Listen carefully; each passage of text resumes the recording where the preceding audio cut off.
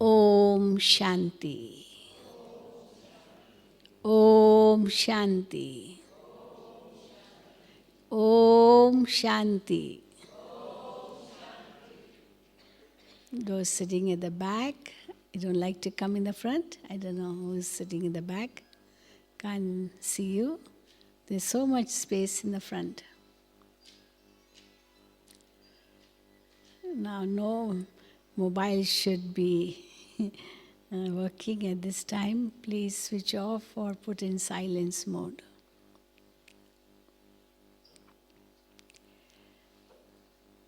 First of all, welcome to Madhuban. Welcome to Gyan Sarovar. Welcome to this unlimited family.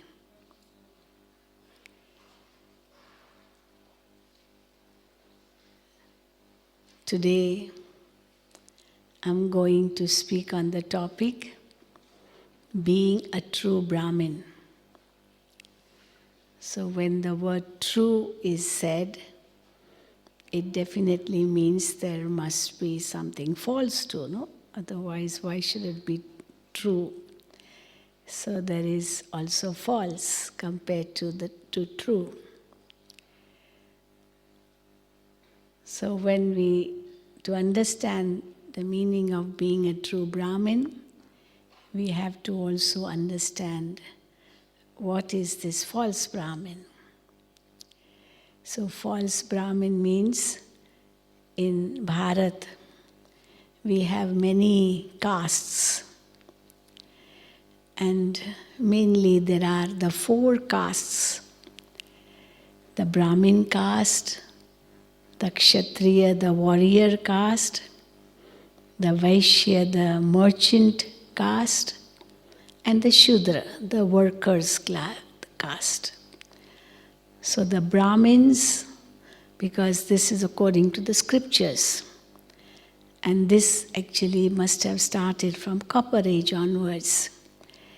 The society was classified into 4 different types of castes on the basis of their duties for the society. The Brahmins were the highest caste, and the Brahmins' duty was just to read the scriptures, the real intellectual class, and read the scriptures, relate the scriptures, talk about religion, spirituality, to maintain the religion. So Brahmins had that very high duty, and that was a Brahmin caste. And they had to really protect the society in a spiritual way, teach them values. So it was meant for giving knowledge, the knowledgeable caste. And then the Kshatriya caste was actually the warrior clan, we say, but like a caste too. And the warriors were the kings who were ruling in India. And they all came from the Kshatriya clan. And all the kings, the royal families, they are from the Kshatriya caste. And the Vaishyas were the businessmen. So businessmen were needed, they would do business. And the 4th was the Shudra caste, who were the working class, working for the government and getting paid by the government. And then in that Shudra caste means everything. Even the untouchables and all would come because they were like workers. So working for somebody. And the businessmen, the Vaishya, the merchant caste, they had the money. Brahmins didn't have money, but they had the wealth of knowledge. Kshatriyas had physical strength. Brahmins had spiritual strength, knowledge. And Vaishyas had that intellect with which they could do business, so the money strength, the strength of wealth. And the Shudras who would work physically for the Brahmins, the Kshatriyas, the Vaishyas, they used to work for them. And the Vaishyas were supposed to feed everyone. The Brahmins, the Kshatriyas, because they were the merchant caste, the businessmen. So, and the Shudras. So each one in the society had his own duty to perform for the betterment of the society. In this way, the society was divided. But actually, what Baba says, this word Brahmin, Kshatriya, Vaishya, Shudra, the Brahmin clan or the warrior clan, the merchant clan, or Baba usually says that, those who deal with money, and the Shudra, the working class. Actually, this is based on the 4 ages. But the deity clan, that is gone into oblivion. Nobody knows about the deity clan because this was not a caste. It's a clan, it's a family, it's a whole generation. And Baba says that in the world people know only about Brahman, Kshatriyas, Vaishyas, Shudras, but they don't know, they know about in the Virat Roop or the variety form of Vishnu, which Arjun saw in the Gita. They show that he saw the deities, the head representing the deities, and the arms representing the warriors, the Kshatriya, the stomach representing the Vaishyas, the business clan, the merchants, and the Shudra, the legs, and they were the workers. So they show deities, Kshatriyas, Vaishyas, Shudra, but nowhere is there mention of Brahmin. And according to the society, it is Brahman, Kshatriya, Vaishya, Shudra, no mention of deities. So deities existed in Golden Age and Silver Age, and therefore that's all gone into oblivion. Nobody knows about them. And from Copper Age onwards, the Brahmins were remembered who used to pay attention to the scriptures, read the scriptures, recite the scriptures, and they were the big gurus. And even the scholars, the pandits, those who would be in the temples worshipping, they had all the authority to worship in the temples, to touch the idols. Others were not allowed to even touch the idols, the images. But Brahmins had this right. And the Brahmins were invited for every auspicious occasion. Someone's birthday, a Brahmin would be invited to do puja, worship. Somebody's marriage, a Brahmin would do the marriage ceremony because they knew the mantras of the scriptures. And even at the time of someone's death, a Brahmin would be invited because they recited the mantras for that occasion, all coming from the scriptures. Now, Kshatriyas, Vaishyas, Shudra didn't know about the scriptures or the mantras, and therefore the Brahmins were invited for everything. So any auspicious occasion or any occasion, the Brahmins were invited. And because of that, the Brahmin caste was given a very high name. But then Baba says that Brahmins actually are at the confluence age. And this confluence age exists only now.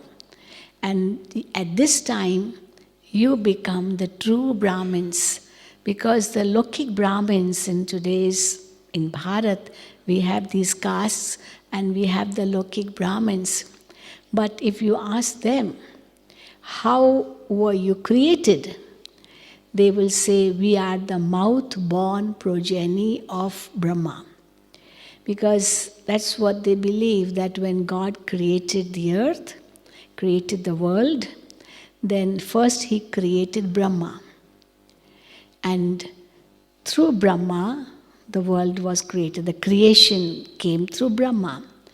And then Brahma and Brahma both have been mixed up. So they say that Brahma manifested himself in the form of Brahma. Actually, it is Shiv Baba coming in the body of Brahma, but they think Brahma is God. And then Brahma. So it's all a big confusion. And then they say that Brahma had a thought, I am one and let me become many. And he had a thought.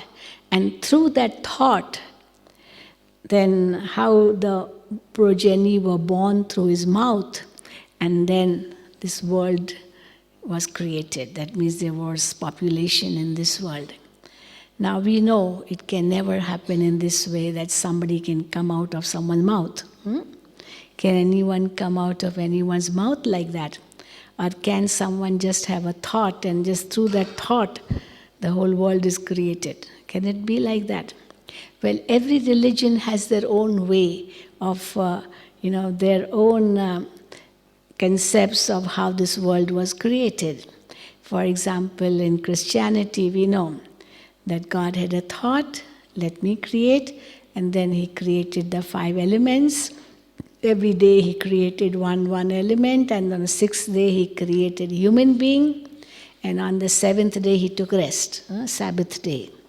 So he took rest. The Jews believe that Saturday is the Sabbath day, the Christians believe Sunday is the Sabbath day, and in Islam they think Friday. So Friday is considered to be very religious day. For the Jews it is Saturday, and for the Christians it is Sunday, holiday, holy day.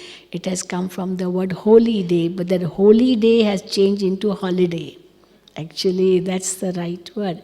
And because one day in a week they are supposed to pray, not do any other work, just pray and pray the whole day. But in Hindu religion, there is no special day as a holiday, really, to tell you frankly. There's no special day, like Sunday holiday or Saturday holiday or Friday holiday.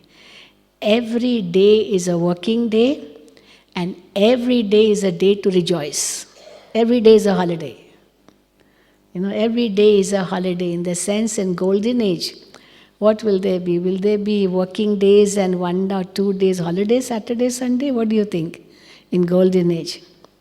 Every day is a holiday. It's a day, every day is a day to rejoice. Because there we are reaping the fruit of our righteous actions we do at the confluence age. And therefore, they became Hindus, and that's how everything was converted, was changed. But in the Indian mythology or scriptures, this is the way they show that creation took place. And it's nothing like God took rest on the 7th day, nothing like that. It was just instant. God had a thought and he created, and that's it. And we know what it means, that at this time how Shiv Baba comes. And we also know that Brahma is his chariot. And then through Brahma, he creates Brahmins. So why are Brahmins needed? Because Brahmins in the society have multifarious activities. They are supposed to also hold yagyas. So anywhere a yagya is performed, a sacrificial fire is performed, is held, a Brahmin is needed because he has to chant and then, do some sacrifice.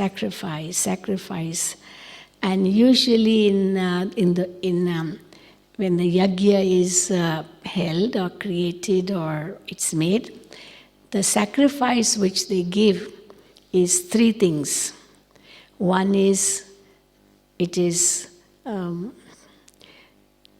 rice, rice flakes. So rice is long. And then sesame seed. Sesame seed means something very tiny. And then ghee, butter or something, ghee, for the fire to be lit. So sesame seed, rice, and ghee. And actually, Baba says it means body, mind, and wealth. It stands for that. So when Shiv Baba created the yajna and made Brahma responsible for the creation, then those who were created through Brahma, they became the Brahmins, and they sacrificed their body, mind, and wealth. So body is represented by the rice flake, the rice. And sesame seed is the mind. So body and mind, and ghee is liquid-like. So that is the money, the wealth. So body, mind, and wealth. These are the three things Baba says you sacrifice in the yajna. And through this yajna, how the world is transformed. So now Baba says you are the true Brahmins, because in the scriptures, Brahmins have a lot of responsibility. First of all, purity is very, very important for a Brahmin, because they call themselves the progeny of Brahma.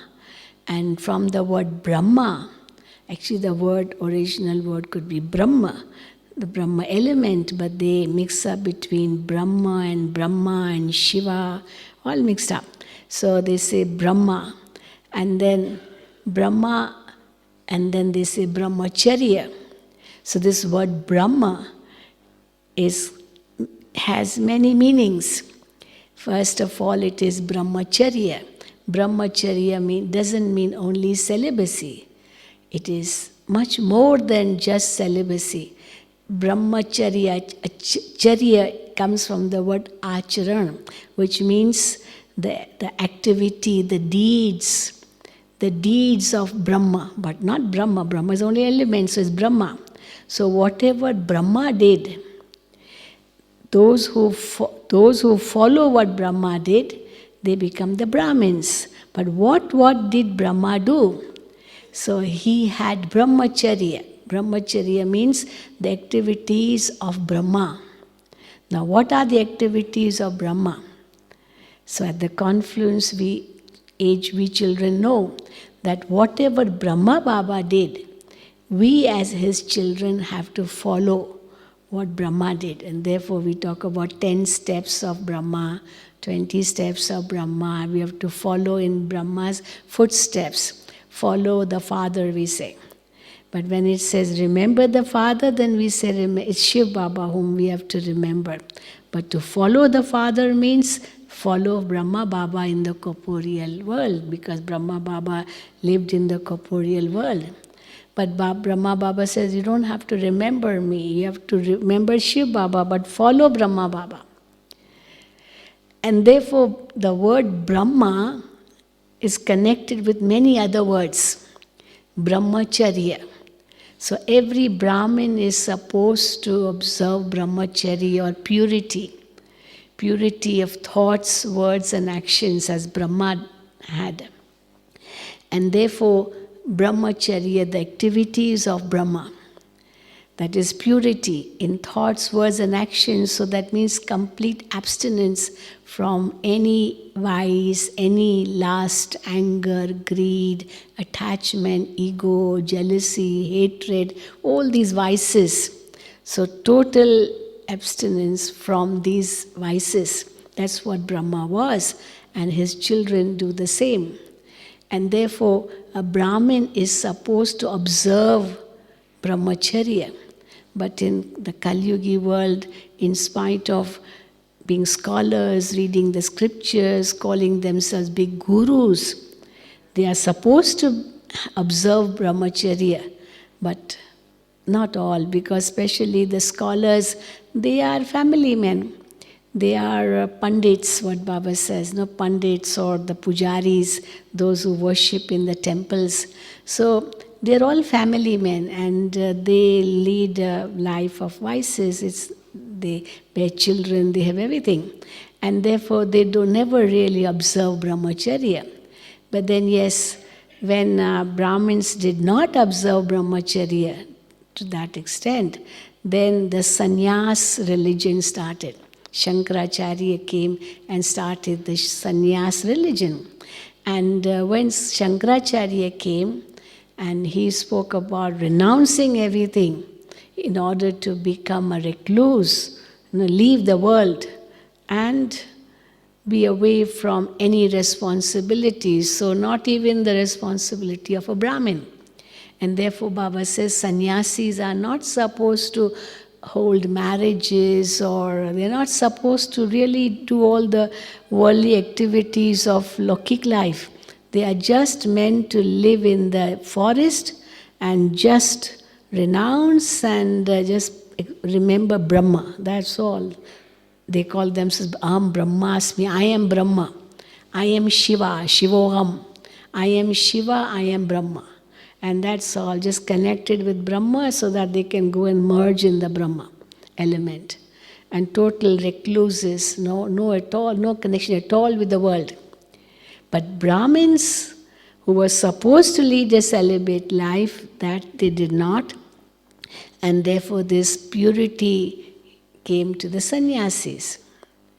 But actually Shankaracharya came, Baba says he came to support the world because purity was finishing from the world and the world needed support of purity.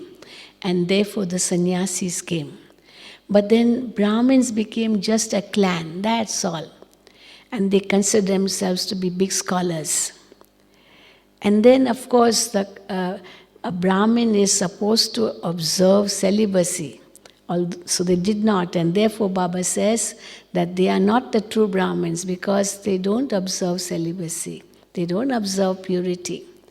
And they are not even the mouth-born progeny of Brahma, because the Brahma comes only at this time, at the confluence age.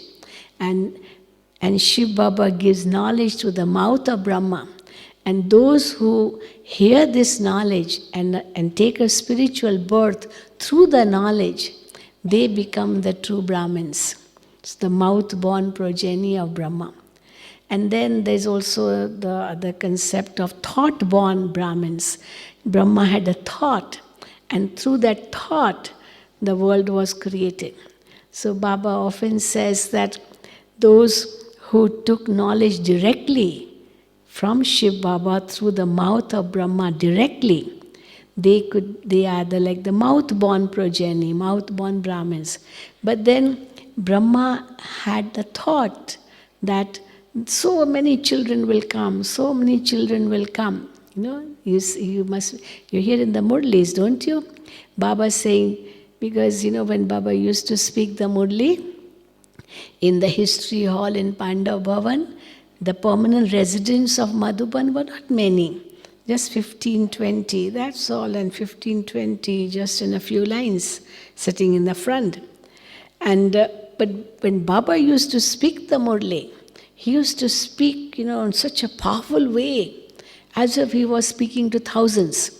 There's a big difference when you are speaking to about 10, 15 people and you are speaking to thousands of people. Isn't a difference in the magnitude and the strength and the vision? Everything is different.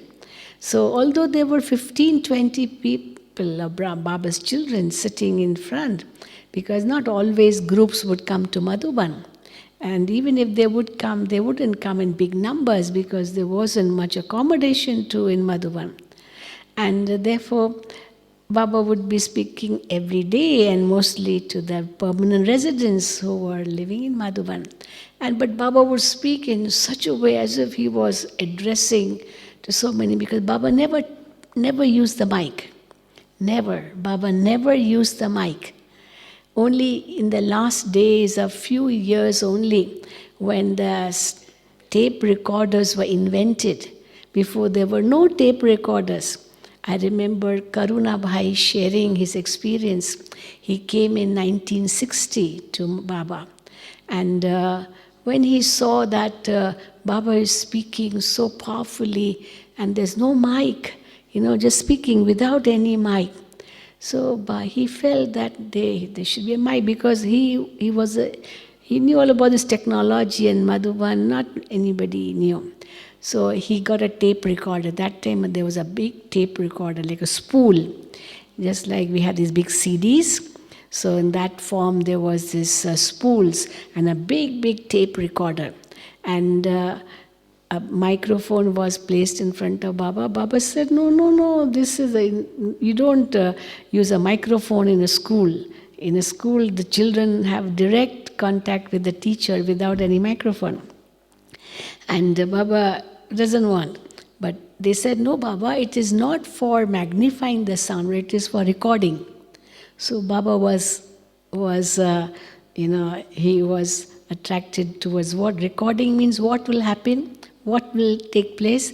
And then Karunabai said that this will be recorded. Whatever you are going to speak, that is going to be recorded, so that anybody can rewind and then hear again. She said, really? Baba said, Brahma Baba. He said, really? So Baba spoke the Murli. And then when Baba spoke the Murli, it was rewound, and then the same words came again. So Baba said, this is something wonderful. And Baba used to call everyone his child. Animals, birds, everything child. So this tape record, Baba said, this child is very good. This child is very good. This child can do very good service, because it repeats exactly as Baba has said. Because if Baba would speak and somebody would write, and not everything could be written. No, the speaking is faster than writing. So this is very good. It can be rewound and heard again and then written completely, fully. This is something very good. So Baba liked it very much. And then after that, so many tape recorders were brought, and Baba said, give it to every center, because this child of mine is very serviceable. Very serviceable. It repeats the Murli exactly as Baba has said. And that's how these tape recorders started coming in the yajna. But before that, no. But when Baba would speak without the mic, of course, he had to speak loudly, and it would be so forceful. And then somebody would ask Baba, Baba, today you spoke so forcefully, so powerfully, as if there were hundreds and thousands in front of you. Baba said, children, I don't speak to only those who are sitting in front, but I'm remembering those children who are going to come in the future. Who are going to come in the future, and they will listen to this Murli and will take a new birth, a spiritual birth. So Baba is remembering even those souls. Just like now also, Abhyakt Bap Dada, when he speaks the Murli, he often says, I see two types of gatherings. One gathering is of those who are sitting in front, and the other is of those who are all over the world. But Baba is seeing them. So in Sakar Baba's days, Baba used to say, they are going to come. They are going to come. So this Murli is for also them. And therefore, Baba used to remember everyone who would come in the future. And that's why I often tell the double foreigners that those who were of Bharat and were with Baba, when Baba was in Sakar, in the corporeal form, they are the mouth-born progeny. But those who came after Baba became Avyakt, they are the thought-born progeny. Thought-born. Because Baba created you through his thoughts. So this mention is in the scriptures, that Brahma had a thought, that let me become many from one. And many were created. So that's in the scriptures. So anyway, so Baba's, I often say that double foreigners are thought-born progeny. Now, mouth-born progeny means born through words. So they hear the Baba's words and then are born spiritually. But thought-born means created through thoughts, just the thought, and thought travels faster than words. Thoughts, the mind travels faster than sound. Mind is very powerful. Words means sound energy, and that is much less compared to the energy or the velocity of the mind. And therefore, double foreigners when they came to Baba, they did so much service, and how now we see Baba's service has spread all over the world. When double foreigners would come to Madhuban, Baba would say to them, that is because of you that Baba is called world benefactor. Had Baba been just in Bharat, and you were not born, then Baba would be just Bharat benefactor. Now Baba is world benefactor. And when Dadi Prakash Mani, because during Brahma Baba's time, there were no double foreigners. So when Dadi Prakash Mani used to see the double foreigners, she used to say that it is because of you that this organization can really be called international organization. Otherwise, it's just meant only for Bharat. So Dadi used to say that there should be some double foreigners all the time, throughout the year in Madhuban. Because only then it can be felt that this is an international organization. You know, Dadi used to love double foreigners being in Madhuban all the time. Of course, taking turns. And therefore, Baba remembered the double foreigners in his thoughts. And in this way, the Brahmins were created. So Brahmin means, a true Brahmin means the one who follows the all activities of Brahma, because he is the true creation of Brahma. So in the scriptures, what is mentioned about Brahmins, let me tell you. So many things are mentioned about Brahmins, and only then he can be called a true Brahmin. A Brahmin means the one who's always studying and teaching. Studying and teaching, that's his main job. Studying and teaching. He's always having a book with him. Always churning, studying, writing, reading, speaking knowledge. That is giving sustenance to the society in a spiritual way. That's the work of a Brahmin. But today's Brahmins don't do that. Lokik Brahmins don't do that. But they have that ego. You know, I am from the Brahmin caste. Many have that ego. And if you tell them to do any work, no, I'm a Brahmin. My work is not this. Because they think doing physical work is the work of the Shudras. Because that's what the Shudras are supposed to do, physical work. I'm a Brahmin, so only intellectual work, only brain work. That's what I have to do. I'm a Brahmin. But when Baba comes, he creates Brahmins, but he gives this great work of studying and teaching. Doesn't mean that other work we don't do. We have to do everything. We are real karma yogis. But yes, doing everything in Baba's remembrance. So a Brahmin is supposed to be protecting the society in a spiritual way through studying scriptures and reciting scriptures, reading scriptures to others. So everything spiritual. But that spiritual word is gone into oblivion again. It's more like religion, and therefore it has become like a religion or a religious rituals. That's what it has turned into. So everything has changed. And secondly, so first is, you can note down if you really want to know what a Brahmin's qualification should be, according to the scriptures. And that's why Baba says, that's why you are the true Brahmins. So first is, he should be studying and teaching to protect spirituality. And he should always be churning. So in the mind, he should be churning and studying and teaching. That is paying attention to knowledge. And then the second thing what a Brahmin has to do is arrange yagyas and do sacrifice and make others sacrifice. Swaha, swaha. So he recites a mantra and sacrifices, and he recites another mantra and makes others sacrifice. But then again, they sacrifice only physical things, rice and sesame seed and ghee. But Baba says, no, the true Brahmins will sacrifice their body, mind and wealth. They use that for the benefit of the society, of the world. And that's a second step, second thing, what Brahmins are meant to do. That sacrificing and making other sacrifice. That's the second thing. Third thing is, a Brahmin means the one who wakes up at the time of Brahma Muhurat. Amrit Vela, when we say Amrit Vela, the first phase of the morning, even before the sun rises or the light comes, the dawn comes in the sky, there's the first ray of light of the sun. Even before that, he should wake up. So again we say Brahma Muhurat.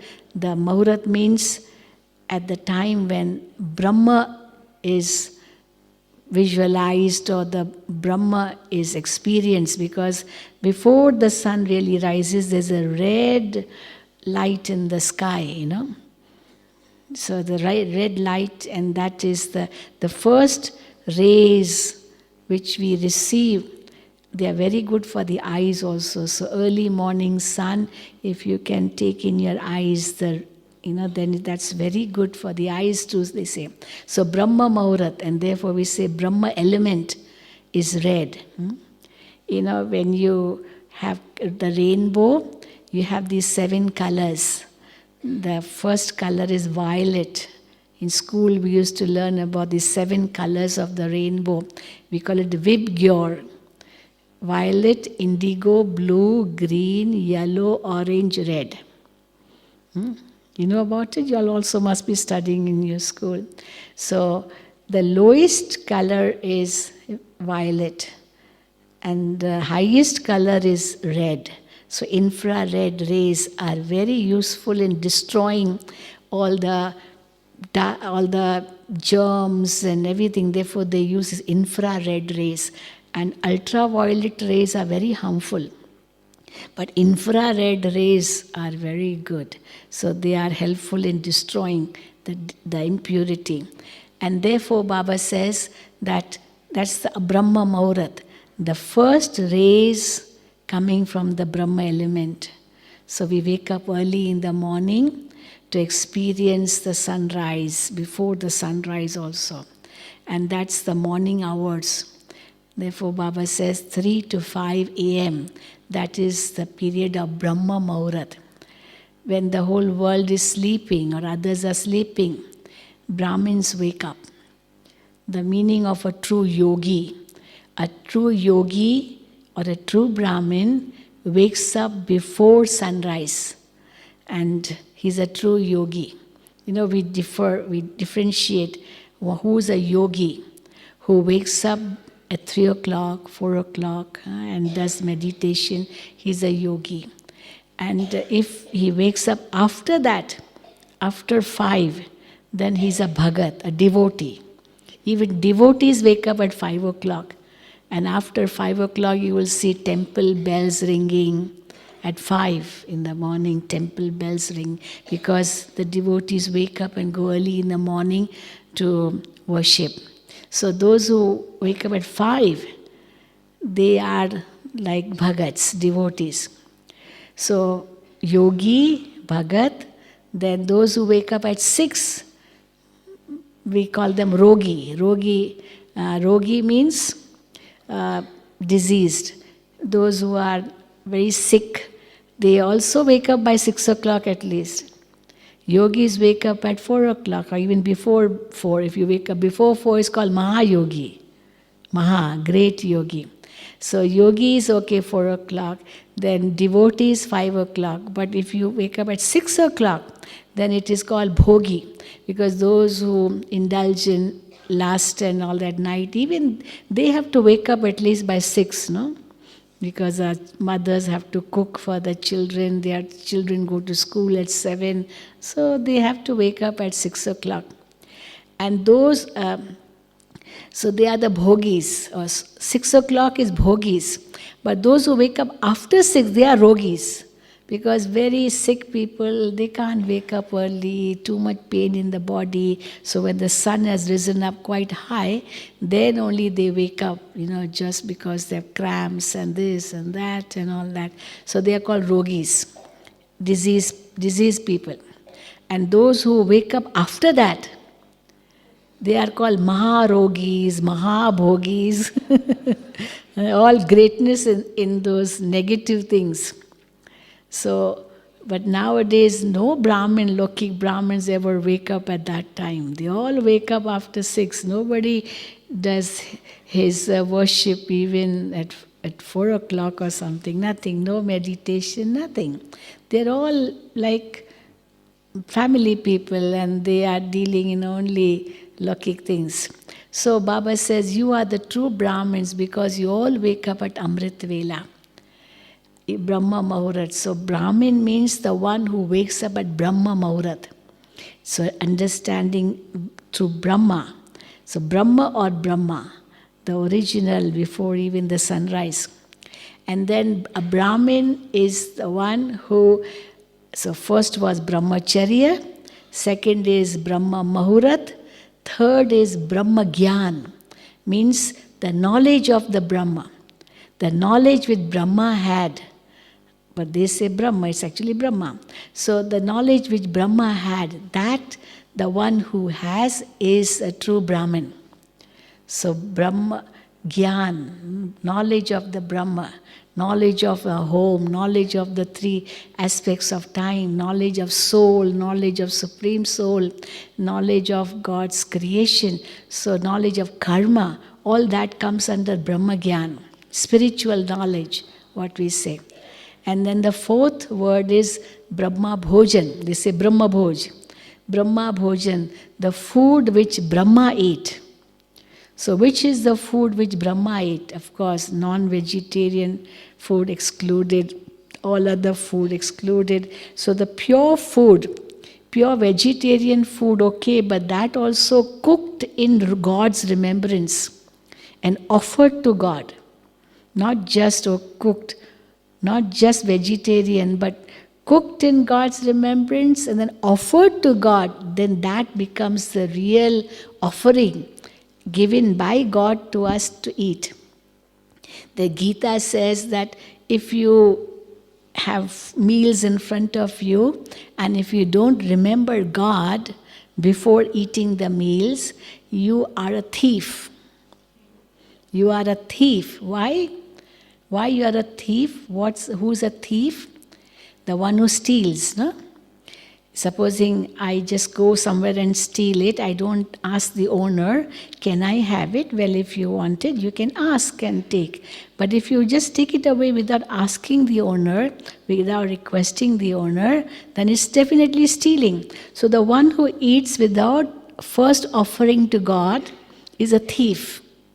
Why? Because that food which has been given to you is given by God. Who gives us the food? God gave the meal to us to eat, so it's given by God. So if I don't remember God and just eat it up, it's like stealing that food without remembering God. And therefore we say Brahma Bhojan means that which is cooked in God's remembrance, offered to God, and then as an offering given by God, that we eat. That is the pure food. See what a big difference. Now people don't, the Lokik Brahmins also don't do that. Some do, of course, when the food comes to them, they chant some mantras and they do some puja and then they offer. And then you know what the Lokik Brahmins do when the food comes to them, according to Indian scriptures, they don't start, even if they offer food, they don't eat straight away. They remove some, they take out for the cow, take out for the crow, take out for this one, take out for that animal. So it's by sharing first, before eating. You have to share it with others. Because if you just eat it, again you are a thief. First, without remembering God, you eat, you're a thief. But without sharing that with somebody, you just eat, even then, actually it's not a pure offering, so you have to offer first to others, even animals. So that's what many pundits, many scholars or Brahmins, Lokik Brahmins, they do that. Well, we don't have to do that, this is for a crow and this is for that one. But definitely, as Baba says, spiritual knowledge which you have received, you have to share with everyone. It's not only for you. You have to share with everyone. And therefore, sharing but in God's remembrance. I'm only an instrument in the hands of God. So these 4 words which are connected with Brahma. Brahmacharya, Brahma Muhurat means waking up Amrit Vela before sunrise, much before sunrise. Brahma Gyan, having spiritual knowledge of self, God, and karma and cycle and all that. And the 4th is Brahma Bhojan, eating that pure food, cooked in God's remembrance, offered to God, and then eaten. And therefore, Baba says, you are very strict with yourself. You won't just eat anything cooked anywhere by anyone. Though some may not like it, but we say, well, this is our discipline, because that's the discipline of true Brahmins. And actually, let me tell you, these days, it is very, very necessary also to do that. Because what type of food people give in the world, what type of food is cooked by the outside people, how they cook, how they keep, how they preserve, what they do, and what impurity there is, you never know anything. And they can do anything, and therefore Baba says a very good discipline to not eat outside, to not really eat food which has been cooked outside, but to prepare with your own hand. In other religions, those who become monks and sannyasis, they have a different concept. They say that we are sannyasis, we don't even cook. You go in Buddhism, Buddhist religion, Jain religion, and also many even sannyasis, whatever people bring to them, whatever is offered to them, they don't even have to look what is offered. They just eat what is offered. That's all. And here Baba says, no, you have to cook in God's remembrance, you have to offer, and then you have to eat. And that also with pure, those who cook should be having purity in them. It's a big discipline.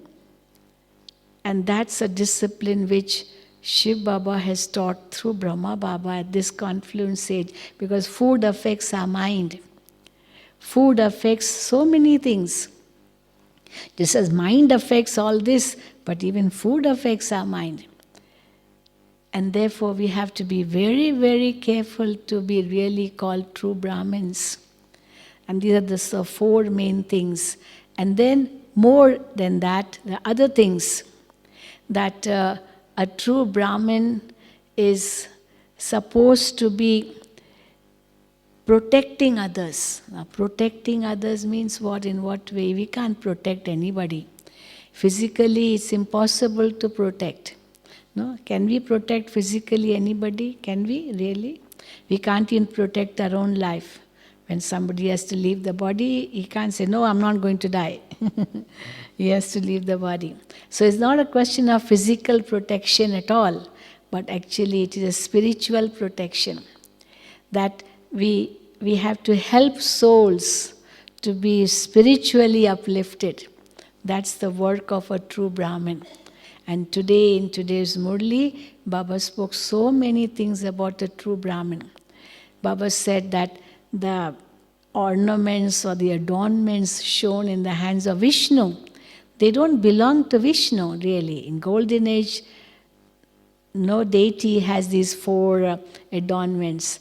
The conch, the discus, or the mace, or the lotus flower. It's not meant for the deities. Why? It is meant actually only for the Brahmins.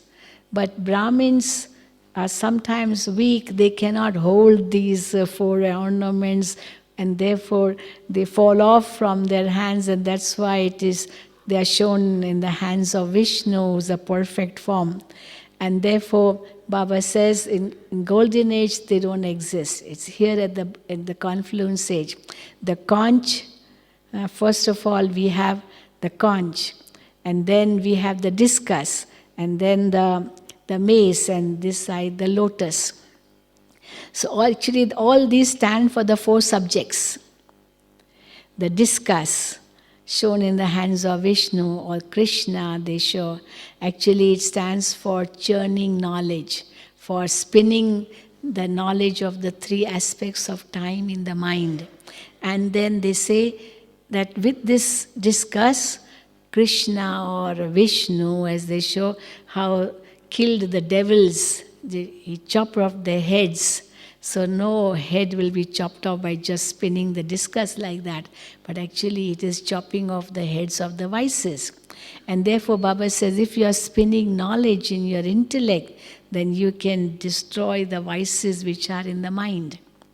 So we spin the knowledge of the three aspects of time in the mind, how Baba talks about the 5 forms.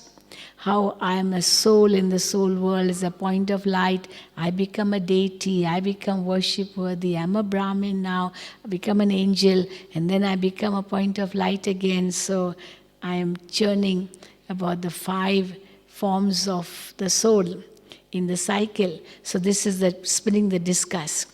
And then the mace, actually mace stands for bravery.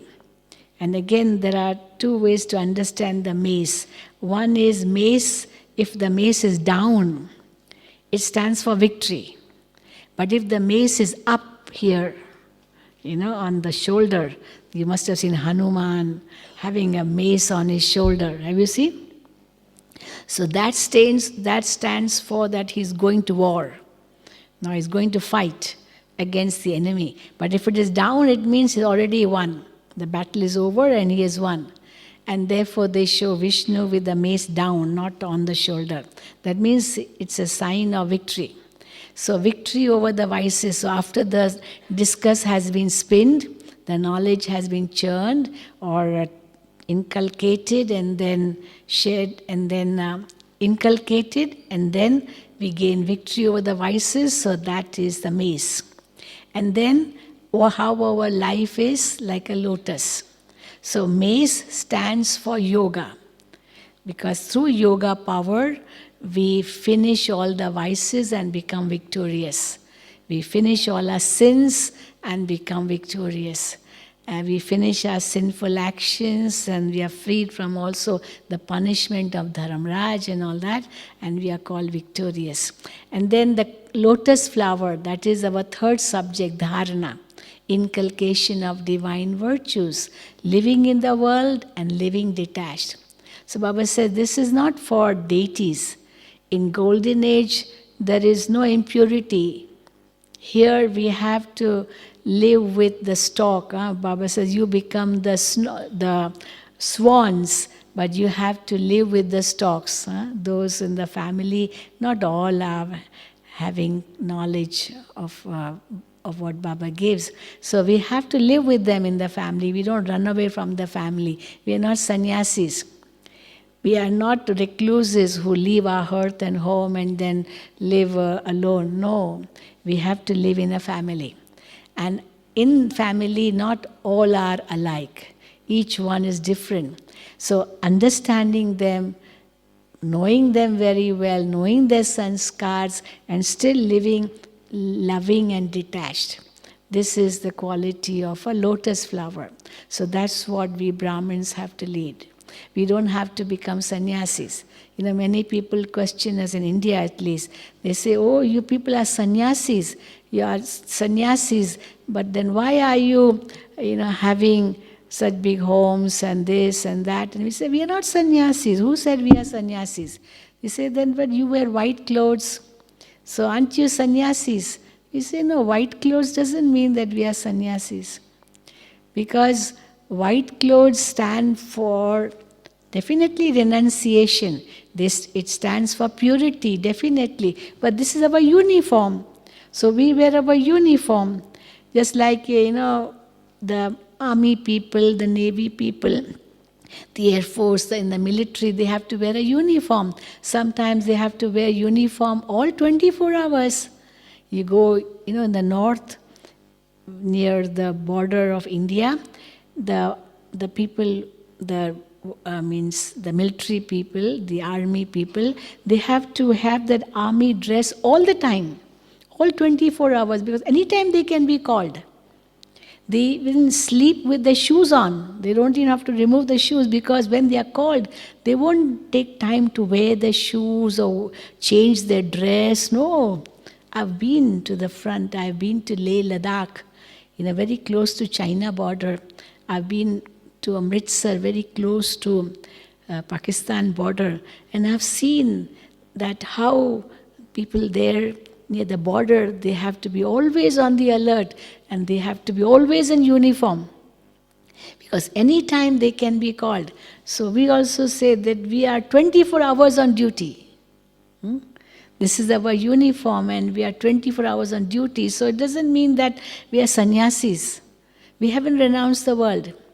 On the contrary, Baba says these gadgets of science today are actually, they are invented for you, so that you may do service and serve humanity through these gadgets. So we are using internet, we are using whatnot just to serve the souls of the world, because if these science gadgets were not there and internet was not there, how would Baba's knowledge spread in the whole world? So whatever gadgets of science or facilities which have been given by science, they are useful for serving the world. But what Baba says is, use them, but don't become their slave. What Baba says, sadhan and sadhana, your sadhana, your intense endeavor, efforts within, they should not decrease because of these facilities. These facilities are to be used, and then you have to be detached from them. It's not that you become a slave of them. If you become a slave of them, then you are not leading a life of a lotus. Lotus means live in the world, but don't allow the world to live in you. And we give a beautiful example of a boat. A boat is on the water, but a boatman has to be very careful to make sure that the water on which the boat is, that should not enter the boat. If the water enters the boat, what will happen? The boat will sink. And therefore, once it starts sinking, it can't go across to the other shore. So Baba says, your destination is mukti and jivan mukti. You have to return home. You have to go to the golden age. And you are now at the confluence. Your anchor has already been removed. You are in the ship. When the ship has to sail, the anchor has to be removed. If the anchor is still holding, against the harbor, will the ship ever move? It won't move. So the anchor has to be taken off. Only then the ship can move forward. So Baba says your ship is moving, and your mind and intellect are away from the world, and you are on the move. You are going ahead, away from this world of Kali Yuga towards Paramdham and Golden Age. But you have to make sure that the water of this world, the attraction of this world does not attract you. It does not enter your life. But because if it attracts, then you can be pulled back into the old world. Or your boat of life can sink. You will not be able to reach mukti and jivan mukti. So we are on a journey. So meditation, Baba says, the pilgrimage of remembrance. And a life is like a lotus. So lotus is dharana. And then the conch. Conch is service, seva. We are serving other souls. So all the four adornments of Vishnu are actually our four subjects. Knowledge, yoga, dharana, and service, seva. And on the basis of these four subjects, we can become like Vishnu. And therefore, as true Brahmins, the progeny of Brahma at this time, we keep the aim of Vishnu to attain that status, but at this time we are unlimited renunciates. Therefore, they show Brahma as a total unlimited renunciate. Very simple. But Vishnu fully adorned. with jewelry, with crown and everything. So Baba says, now is the time to renounce, but the fruit of this renunciation will be the beatitude or the fruition in the form of golden age or heaven. Many people, when they watch us, in India at least it is like that, they say, oh, you people are really, you have renounced too much. It's too much renunciation. You don't eat outside food, you don't wear colored clothes, you don't wear any jewelry.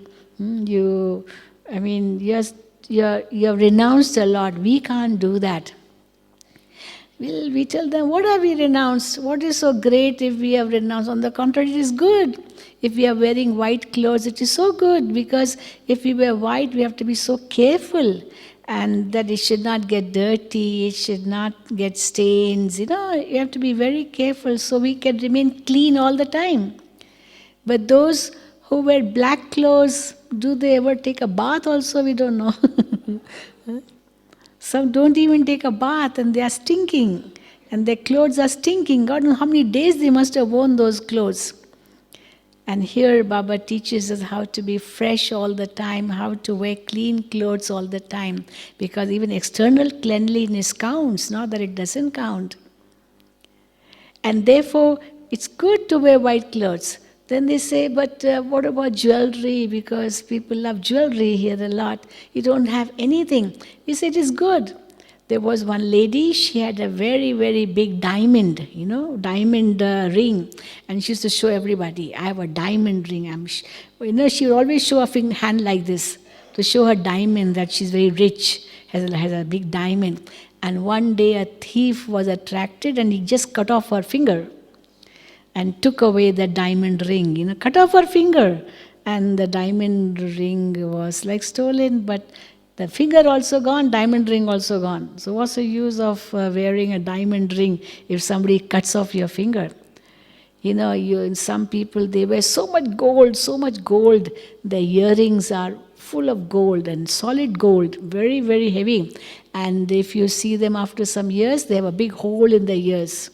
Have you seen ladies with a big hole in the ears, because they must have worn a big diamond in the ears, and then how even the ear tears open, because the ear can't hold such a heavy thing on the ear. So what's the use? And if you wear a lot of jewelry, so much fear, because somebody can steal. A thief can come and he can just rob you at the point of a gun. And he'll say, give me, otherwise I'll kill you. You have to give away, so we are free. I remember once, one sister, she was sharing her experience that she had a badge on. And badge sometimes is shining a lot, so people think it's gold. It's not really 100% gold, it's a little bit must be. So in the morning she went to class for early morning meditation with that badge on. And somebody came, pointed a gun at her and said, give me this. And she was so peaceful, so peaceful. She said, okay, you want this? You know what this is? This is God's picture, God. And started giving knowledge of God to him. To that thief who had a gun in his hand. And then he was amazed to hear her, and she was so unperturbed, undisturbed, very peaceful, very sweet, and she talked to him, and he said, okay, no madam, you can keep it. In India, it happened somewhere in Delhi. Yeah, so why wear all this? There's no need. On the contrary, double foreigners hate all this. I remember once one double foreigner, that time they used to converse with Baba Dada so close, Each one would take blessing from Baba individually. So I remember one double foreigner coming to Baba and telling Baba, with Baba Dada, Baba, you have given us this symbol of Vishnu, but when I see the picture of Vishnu, I'm not very happy. So Baba asked, why? Baba, all the ornaments and this, gold and diamonds and all, I don't like. I don't like Baba. And you know what Baba said very sweetly, because he was an artist. And he was not happy with all that. So he told Baba, I don't like it. And Baba said, you are an artist. Now, supposing you were asked to paint a picture of a perfect human being. Perfect human being. Perfect. First, you have to understand the meaning of perfect. Perfect means perfect in body, perfect in mind, perfect in wealth, perfect in relationships. These are 4 forms of, when you say perfect or happiness. When we say happiness, happiness is based on these 4 things. Body, mind, wealth and relationships. Even if one is lacking, you're not completely happy. So body should be strong, should be healthy. Mind also should be healthy, and wealth also should be enough, and relationships also should be very good. And only then you can really be called happy. So if you are told to draw a picture of a very, very contented, happy, and perfect human being, what type of picture would you draw? So he started thinking. Then Baba told him, would you draw a picture of an old man or a disabled man or maybe crippled and or blind, like that? How will you show a perfect human being? Perfect. Okay, will you show his face as something very ugly or sad or crying? Would you show like that? No. Would you show him in rags, poor? How would you show him? And how would you show his relationships? He would have his companion with him. So like couple. So couple means perfect union. Male and female. Perfection. So perfect in every form, body, mind, wealth and relationship. That is the true meaning of perfection. And that's what Lakshmi Narayana are. So body is 100% healthy. That is why you'll see in the temples, any image which is worshipped, no image is ever a broken image which is worshipped. If the image breaks, it's never kept in a temple for worship. It's put somewhere in maybe a museum or somewhere in the garden, broken hand, broken leg, or broken, just put in a garden where crows sit and, all the dirt may be there. But temple, which is such a pious place, a very, very pure place, only a complete image is needed. Even while making the image, if the hand breaks, that image will not be used for puja, for worship. So total perfection. So if images in today's world, in the temples, if they are shown perfect, in golden age, Baba says, how much perfect you will be. Even these glasses are not perfect. Putting on glasses because there is the sight is not 100% there. So even for reading, suppose somebody is just taking for reading, even that is imperfection. No, it's not complete perfection. Leave aside other things. And therefore Baba says that golden age is perfect. And then the other thing is, the faces with they show of the deities is so beautiful. Lakshmi and Narayan, the most beautiful ones. And smiling, showing contentment on their faces. And wealth, can you show them in rags, or dirty clothes, or worn clothes, or, not like that. They'll be shown in perfect discipline. Not like today.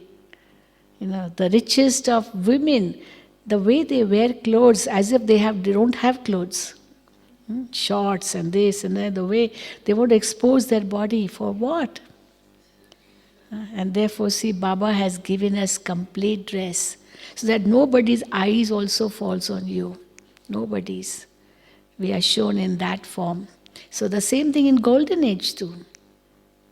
And then we live in a community. We live together. That is actually, there are 4 pillars of learning. 4 pillars of learning we know. One is learning to know, learning to do as skilled workers, learning to be, and the 4th is learning to live together. These are 4 pillars of learning which we learn as a Brahmin. How learning to know, we have all the enlightenment. Learning to do, we don't renounce actions, we are doing every action, we are also working. And thirdly, learning to be means an embodiment of virtues, and learning to live together, using those virtues in the congregation, in a gathering, with tolerance, patience, humility, all that is needed to live together. You can't live together and be egoistic or bossy. You just can't be. You have to be humble. So this is what we understand in learning, and that's what we are now. And that is being a true Brahmin. That's why when we say Madhuban, what is the meaning of Madhuban? In English, the literal translation is done, the forest of honey. Madhu is honey and ban is forest. So forest of honey. But actually it has such a deep meaning. Madhu means honey, but honey, how does honey come? Honey comes through the honey bees. And how do the honey bees, when they produce honey, just one bee cannot produce honey. How many bees have to live together to be in that, to create honey? So many bees are needed for that. Means gathering. So honey comes only when there's gathering. And ban means forest. So forest means all alone, solitude. So we know that method of living in the gathering and still living in solitude, being in solitude with Baba. This is what Baba says, detached and loving, keeping us balance. So confluence age is the age of balance. Not too high, not too low. No show off, and not in rags also. Not being too stingy or miserly, and not being too extravagant too. But living economical, as well as, Baba says, ek nami, being with Baba all the time. Never feeling alone. So whether you are, even if you're alone, but you're with Baba. And even if you're in a gathering, you can still be in solitude, because internally you're only with Baba. That gathering doesn't trouble you. So this is what we do as Brahmins, and then only we can be called true Brahmins. Okay? Om Shanti, Om Shanti. Does anyone have any questions? Yes? No? Or is it too difficult for anybody? And all these disciplines? Definitely not. Those who are true Brahmins will never find any of these disciplines difficult. On the contrary, Baba's children say, we were looking for this, but we didn't know how to really experience this. And now we have found the right way, the right path, the right instructions, the right directions which God gives us. Yes? You all feel that way? Those who feel this way, raise your hand. Surely, only then we are Brahmins. So all are true Brahmins sitting here, who are following every principle, discipline of Baba. Om Shanti.